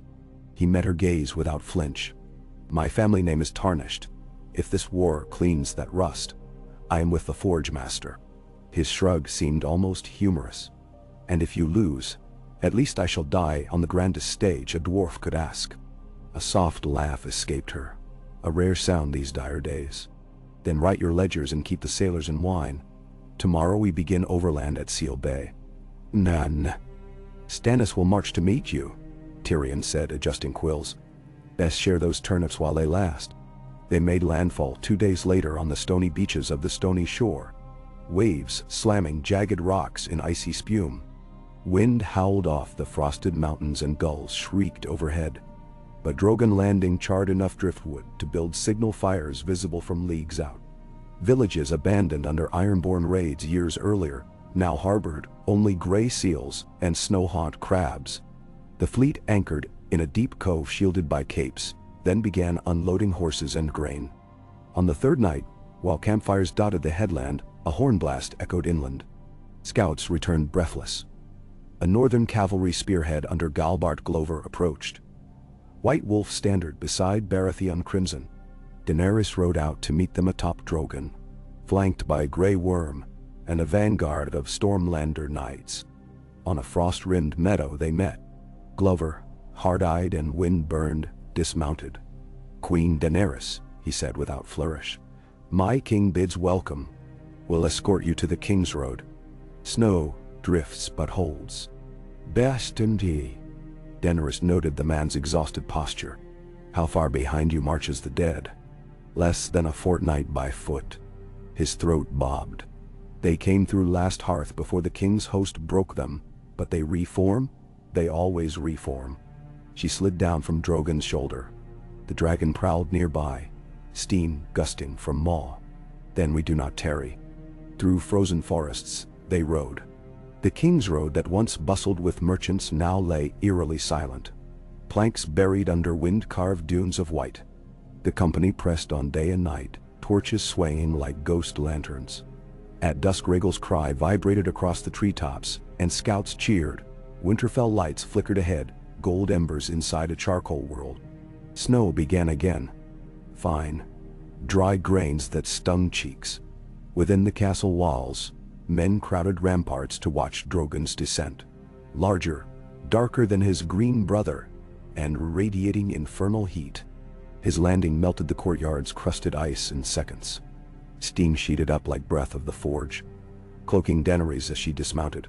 Stannis strode across slush, Lightbringer glowing like a coal in hand. For a heartbeat the courtyard fell breathless. Those who had never seen dragons gawked at two at once, while those who had expected only death felt new hope ignite. Daenerys approached, snow crunching beneath leather. She removed a glove, extended her hand. Stannis clasped it, grip iron. Words seemed unnecessary. Instead, he drew her in, pressing his brow to hers, their circlets knocking softly. Heat from Drogon met the cold in Stannis' cloak, and steam curled between them. Then Melisandre's voice cut the hush. "Behold, fire and iron are joined beneath heavens of falling ash. The night itself trembles." Cheers erupted. Rhaegal roared, Drogon answered. In the tumult Daenerys glimpsed Shireen standing on the steps, cheeks flushed with cold and excitement. She waved shyly. Daenerys waved back before turning to Stannis. "Your ravens spoke true," she said. "The dead draw near." He nodded toward the northern gatehouse.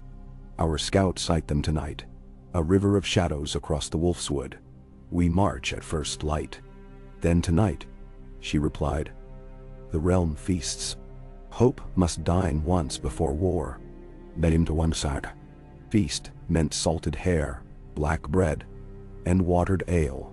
Yet in Winterfell's hall it felt a king's banquet. Wildlings sang bawdy songs of mammoths and mead. Northern men beat tankards in time. Daenerys sat at Stannis' right. Shireen beside her repeating Valyrian phrases. The queen taught en route. Tyrion traded riddles with Tormund, both men laughing until mead sprayed. Even dour Lord Manderley tapped a toe. When the noise ebbed, Melisandre rose, cupping a wooden bowl in which oily fire flickered. "Look into the flames," she called, crimson sleeves billowing. "See not victory or despair, but choice. Life walks with courage, death shuffles with doubt." Some muttered prayers to the seven, others to old gods. Daenerys clasped Stannis' hand under the table. In the flickering lamplight his face looked carved of gritstone, and yet softer for the warmth between them. Late that night, they retired to the solar above the Godswood Gate. Snow battered shutters, wind keened through arrow slits. Stannis stood by hearth, unbuckling sword belt. Lightbringer lay on trestle, pulsing a heartbeat glow. Daenerys unpinned her braids, silver hair cascading. Silence blanketed them but for crackle of pine and rumble of distant dragons roosting. She approached, fingertips trailing the scar at his brow. "Tomorrow we fight for all race of man. For justice," he whispered. Yet the words seemed too small. He caught her hand, kissed knuckles. For a time they said nothing, sharing stolen calm. When at last sleep called them to furs on the wide settle, he murmured into her hair, "If I fall, rule not with mercy alone. Balance the blade of law." "You will not fall," she replied against his chest. "Two blades strike tomorrow, Lightbringer and Drogon's fire." Outside, snow piled deeper against towers, muffling the world into dream silence. Yet, in the far distance, a horn sounded.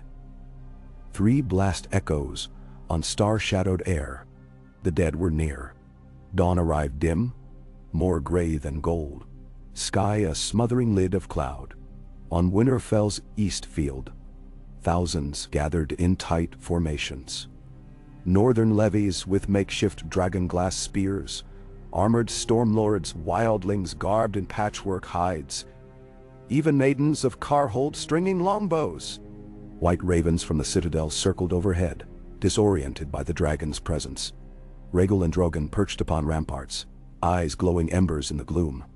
Stannis inspected lines astride his black courser, daubed red paint along the flank for visibility in blowing snow. Daenerys rode beside him, no saddle but Drogon's broad neck. She hovered overhead, voice carrying direction to sub-commanders through breathy roars translated by Wyvern. At the center, Davos raised the crowned stag banner interlaced with the 3-headed dragon. It snapped stiff in the frigid gale. To the west, the King's Road faded into curtains of swirling white, and beyond, shapes stirred. Thin at first, a gray haze moving like wind through threads. Then forms resolved as they neared. Gaunt horses, their flanks peeled to bone, giants bearing tree trunk clubs, pale spiders skittering about hooves. A tide of human dead, inexorable as tide moon drawn. At their rear rode the walkers, tall and grave, blue eyes blazing with thoughtless winter. A low murmur spread through living ranks. Even seasoned warriors tightened grips. Stannis reined his horse before the front line and raised Lightbringer. The blade blazed suddenly bright, radiance flooding gray dawn with molten pulse. Gasps rose behind him. In that crimson wash, the dead seemed momentarily to recoil. "Steel your hearts," Stannis roared. "This is the hour for which men are born." Drogon screeched, a shrill note that tore the sky. Daenerys tapped heel against scale, and the dragon leapt, wings cracking thunder. Rhaegal followed, green flame cascading in his wake. Snow above melted into hissing mist as they soared. Down below, horns bellowed. Hooves churned. The shield wall advanced. Drogon's first pass scorched a swath through whites, bones shattering, flesh vaporizing. Where flame touched the ice spiders they burst, shards like shrapnel ripping whites behind them. But as Melisandre had warned, living flame birthed shadow. From the ash rose new horrors, charred corpses stumbling still. Only dragonglass arrows loosed by Karstark women held them down. On the ridge, Stannis spurred forward, spearheading a wedge of knights into the horde. Lightbringers sliced white and ghoul alike. Each strike sent sizzling sparks. Each kill cost precious breath that froze in his beard. Yet he pressed on, iron heart thunderous. Daenerys wheeled dragon to strafe the rear where White Walkers directed tide. Their spears of ice launched skyward. One shard grazed Drogon's shoulder plate, exploding in a plume of rime. The dragon screamed, but held course. Daenerys leaned low, whispered Valyrio words of vengeance.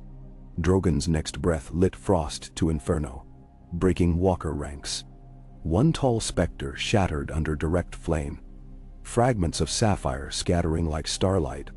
On the ground, Rhaegal chose giants. Green fire engulfed shaggy fur, toppling them to crush ranks beneath molten weight. Still the dead float around, climbing over each other, animated by remembered silence. Near midday, a sudden trumpet of terror split the gale. A shadow blacker than any storm cloud glided over Northwood. A dragon, scaled in rime and shadow, wings trailing snow plume. Syrian? No. Daenerys knew instantly. The beast Aegon the Conqueror, buried upon the haunted mountain. Vermithor, now undead, stolen from tomb by Night King's sorcery. Its ice-blue eyes fixed upon Drogon.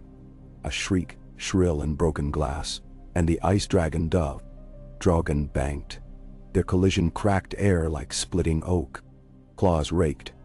Shards of frozen scale peppered the field below. Men on both sides froze, staring heavenward. Daenerys clung to harness rings, urging Drogon into tight spiral. Vermithor exhaled. A torrent of blue fire so cold, it withered oak still standing from summer's green. Drogon rolled beneath, flames licking wings. Where blue touched black hide, frost bloomed. Drogon roared in pain. Below, Rhaegal launched upward, jaws wide. Green met blue mid-sky, two rivers hissing and merging to steam. Vermithor recoiled but remained huge, driven by necromantic malice. Its maw reopened. On the ground Stannis saw the peril and spurred toward Winterfell's godswood. "Melisandre," he bellowed. The Red Woman stood beneath a heart tree heavy with rime. Surrounding her 5 braziers burned, colors shifting gold to crimson. She reached into flame, drew forth a brand, seething molten white at tip. As Stannis dismounted, she pressed the brand to Lightbringer's fuller. The sword roared brighter, white gold incandescence. "Strike the root," she said, voice echoing double, as though something ancient spoke with her. Shatter ice at its heart. On ramparts Shireen watched wide-eyed. Tyrion beside her muttered half-prayers to 7 gods at once. Other Umber manned a scorpion ballista, loading a massive dragonglass bolt. "Aim for the bastard's heart," he barked at gunners. Stannis mounted again and galloped through broken lines, Lightbringer's radiance parting whites like water. Those he did not fell rose behind, yet delay was enough. He reached the concealed trench loaded with pitch and timber, signaled, archers loosed flaming arrows, and a wall of fire erupted, isolating Vermithor's shade from the white throng. Above, Daenerys wrestled Drogon free of the ice dragon's maw. Frost crusted half his neck, but flames still pulsed. She spied Stannis below, sword blazing like midday sun. Their eyes met across chaos. Together, she and Stannis moved. Drogon dove, claws outstretched, locking Vermithor's neck. Groundbound, Stannis sprinted across corpses to a pile of collapsed masonry that jutted like broken fangs. With a roar he vaulted, Lightbringer lifted. Drogon rolled to expose Vermithor's underside. The ice dragon thrashed. Blue fire scorched earth but missed. Stannis leapt, impossibly high, momentum born of fury and fate. Lightbringer plunged into Vermithor's belly, where there had once been beating dragon heart. Steel met frozen scale, slid between. The blade exploded in blinding light. Cracks spidered across Vermithor, blue radiance leaking fissures. A boom like glacier calving sounded. Ice shattered outward. Shards raining across battlefield. Vermithor spasmed, wings flailing. Then, with a sound like breaking crystal, the corpse worm fractured, pieces tumbling to snowy earth, crumbling to dust before they touched. Stannis fell too, landing hard, snow bursting around him. He did not rise. Daenerys screamed, guiding Drogon to ground beside her king. She leapt, snow crunching under knee. Blood stained Stannis' furs. A shard of translucent ice protruded from his side where Vermithor's rib had stabbed on breakup. "No," she whispered, hands pressing, heatless numbness flooding limbs. Stannis' eyes flickered open, iron blue clouded yet resolute. "Did we win?" His breath frosted her cheek. "Not yet," she sobbed. "Then fight." His gloved hand touched her hair. "Fight for dawn." His eyes searched hers, fierce still, then softened. "Daughter of dragons, my queen." Light dimmed. His hand slipped away. A howl rose in Daenerys' throat, raw and feral. Drogon echoed, a keening roar that quaked the plain. Rhaegal joined. Across the field whites faltered, as though hearing their doom coming. In the godswood, Melisandre's voice rose in ululating chant. Ribbons of flame twisted skyward from braziers. The heart trees carved face-bled sap that steamed on snow. "Azor Ahai passes," she cried, "but Lightbringer lives anew in dragonfire. Reborn, rise, mother of flame, night falls, bring the dawn." Daenerys stood, tears freezing on lashes. Around her battlefield, men watched, hope bleeding as Stannis' lifeblood sank crimson into snow. She drew a ragged breath that seared lungs. "For fire," she whispered. "For iron." She climbed onto Drogon's back. Raising her voice, she shouted orders in Valyrian and the common tongue both. "Form ranks behind me. Shields locked. Dragon glass ready. We end them now." Lemsig Howlander. Drogon vaulted skyward, his roar no longer war cry but dirge. Rhaegal followed. Together they climbed beyond low clouds where sun attempted to pierce. Daenerys felt every beat of Drogon's wings like hammer on anvil. Rage burned away grief, leaving only purpose. Below, the Night King emerged through thinning ranks, ice spear gleaming. He looked up coldly. Wind swirled snow flurries around his helm of frozen horns. With a gesture he summoned more of the storm. Gale strengthened. Daenerys leaned forward, whispered, "Dracarys." Drogon's belly heaved. A column of red-gold flame spilled, unbroken, upon the Night King's guard. Snow turned to scalding steam. Whites within 100 yards ignited, collapsing into puddles of putrid slush. Yet the Night King strode through, cloak aflame yet unharmed. His spear cocked back. He hurled, the shard zipped upward, trailing frost. Drogon banked, but the spear grazed wing membrane, leaving a streak of ice that crackled. He shrieked. Fury kindled within queen and beast. They wheeled and dove again. This time Rhaegal joined, flame converging from two sides. A vortex of inferno engulfed the Night King. For heartbeats nothing existed but torrent of fire. When the flames receded, a molten crater smoked where the Night King had stood. In its center something moved. Mere silhouette. Daenerys' heart seized. Wait. But the figure stumbled, cloak char aflame, footing slipping on liquefying snow. His ice armor cracked, limbs fracturing. One more breath of dragonfire came, emerald and crimson braids twining, and the Night King burst like glass, doused with boiling oil, shards spraying, dissolving mid-air. Across the battlefield, every white jerked as if strings cut. They collapsed. Some in mid-swing, some atop foes, some simply folding to knees before crumpling. Silence spread, eerie in its suddenness, broken only by labored breathing of the living. The war for dawn, In that moment, ended. Daenerys hovered above the smoldering crater, panting. Snowflakes drifted anew, but the wind no longer howled malevolent. It sighed as though exhaling centuries. She landed near Stannis' still form. Knights and wildlings gathered, some weeping. Melisandre approached, hair unbound, rubies dull. She knelt, touched Stannis' brow, closed his eyes. Azor Ahai's burden fulfilled, she murmured. The long night quenched by King's iron will and Queen's dragon soul. Daenerys knelt too, silent tears hot upon cheeks. She pressed her forehead to Stannis' cold one, then rose. Turning to the hush of warriors, she spoke, voice hoarse yet ringing. Stand, not as Baratheon men, nor Targaryen, nor Stark, nor free folk. Stand as children of dawn. We live because we fought together. We shall rule together. Let no man here forget the price. Shireen stumbled forward, sobbing. Daenerys caught her, wrapping cloak around the girl. You are a lady of Dragonstone now, she whispered, and of every place Stannis loved. The child looked up, tears shimmering. Will you stay? Daenerys glanced toward distant south, where capital and kingdoms awaited rebuilding. I will stay until spring burns the last corpse of winter, she promised. Then we shall plant orchards where whites once walked. Around them, dawn finally broke. A weak, pale bar across eastern sky, but growing brighter.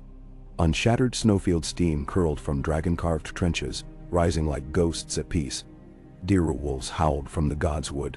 Somewhere a horn sounded. Not alarm now, but triumph, deep and resonant, carrying across the white expanse to every soul still breathing. Above its echo, Drogon lifted his head and roared. Not fury, but salutation to the sun cresting at last. Rhaegal joined, greener, lower. Their voices melded into harmony ancient as volcanoes, promising that in this new world forged of fire and iron, dawn would find guardians ever watchful. Daenerys closed her eyes, letting the sound pour through her. Beyond loss, beyond fatigue, a spark of fierce hope kindled inside her chest. Hope that thrones might become councils, that law could walk hand in hand with mercy, that children yet unborn would know stories of this night as myth, rather than looming threat. She opened her eyes to light glinting on Lightbringer, where it lay atop Stannis' still chest, ember glow fading but steel bright. She would carry it now, not as prophecy's slave, but as queen of a realm reforged. Lifting the sword, she felt no heat, only weight. But in that weight was memory, and in memory strength. She raised Lightbringer to the burgeoning sun. Snowflakes caught the blade and melted, droplets running like tears of iron. Soldiers, free folk, maids, maesters, one by one they sank to knee, not in subjugation but respect for the morning, for sacrifice, for the promise their queen held high. And in the hush before rebuilding, before sorrow could steal their triumph, dawn flooded the sky rose gold, and the queen's voice carried on the crisp air. The night is over, let us begin the day.